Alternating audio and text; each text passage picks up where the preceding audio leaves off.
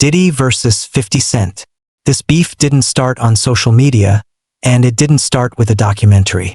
It's been building for over 20 years, and right now it's at its peak. Because 50 Cent didn't just troll Diddy online. He executive produced a Netflix documentary about him, and that changed everything. This isn't just rap beef. This is two moguls, two empires, and two completely different ways of moving in the industry.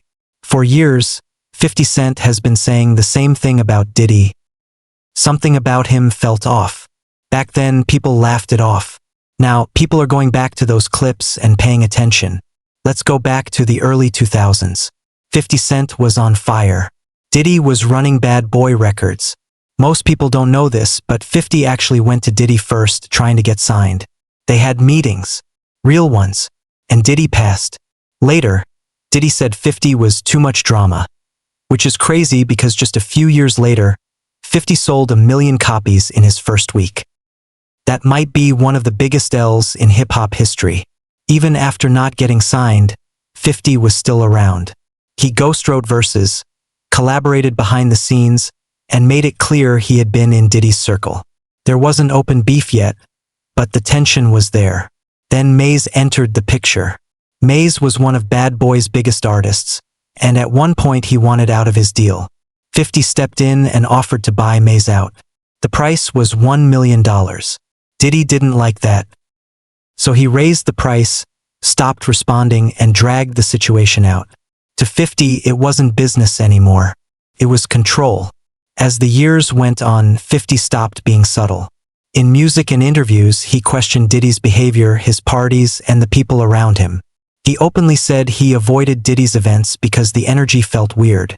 In later interviews, 50 said Diddy once asked him to go shopping together. That alone made him uncomfortable, and he said he wanted no part of that environment. Whether you believe it or not, one thing stayed the same. 50 never changed his story. By the mid-2010s, the beef went fully public. Diddy had Ciroc. 50 had his own liquor brand. What followed was a full-blown vodka war. Memes, trolling, and shots fired online almost every day. Diddy allegedly tried to squash the beef privately. 50 said no. From that point on, there was no coming back. Then everything changed in late 2023. Multiple lawsuits were filed against Diddy. Serious allegations from multiple people. And once again, 50 Cent was the loudest voice in the room. But this time, he wasn't just trolling. Behind the scenes, 50 was working on something bigger. In 2024, it became official.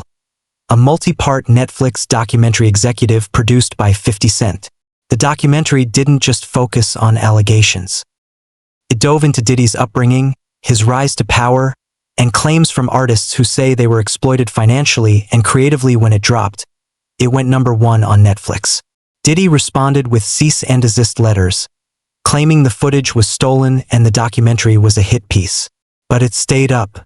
Not everyone supported 50. Some people in the industry said he was kicking a man while he was down. Others said documentaries can shape narratives even without convictions. 50's response was simple. If nobody speaks up, silence looks like approval.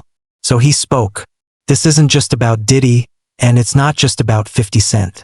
It's about power, silence, and who controls the narrative. For over 20 years, 50 stayed consistent. Now the world is finally listening. The real question isn't why 50 made the documentary. It's why it took this long for anyone else.